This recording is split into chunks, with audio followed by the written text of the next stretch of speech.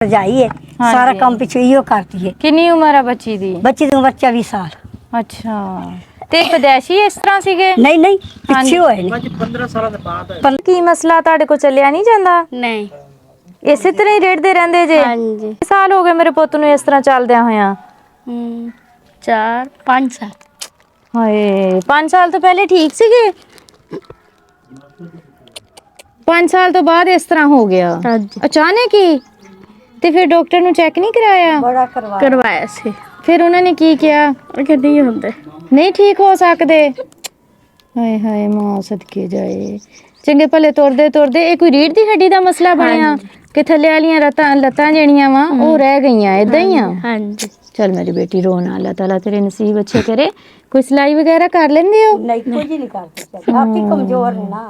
ਹੱਥਾਂ ਨਾਲ ਵੀ ਨਹੀਂ ਕੁਛ ਕਰ ਹੁੰਦਾ ਹੈ? ਨਹੀਂ ਸਿਰਫ ਰੋਟੀ ਬਣਾਉਣੀ। ਅੱਛਾ ਤੁਹਾਡੇ ਵਾਸਤੇ ਸੂਟ ਆ, ਇਹ ਤੁਹਾਡੇ ਵਾਸਤੇ ਸੂਟ ਆ ਤੇ ਇਹ ਤੁਹਾਡੇ ਵਾਸਤੇ ਜੋ ਦਿਲ ਕਰੇ ਲੈ ਕੇ ਖਾ ਲਿਓ ਜੇ, ਠੀਕ ਆ? ਤੇ ਵੀਲ ਚੇਅਰ ਕੱਲ ਮੈਂ ਇਨਸ਼ਾਅੱਲਾ ਲੈ ਆਉਂਗੀ, ਠੀਕ ਆ? ਹਾਂਜੀ। ਸਹੀ ਬੈਠ ਗਏ ਜੇ? ਹਾਂਜੀ। ਕੁਛ ਆਸਾਨੀ ਹੋਏਗੀ ਹੁਣ ਤੁਹਾਡੇ ਵਾਸਤੇ? ਹਾਂਜੀ।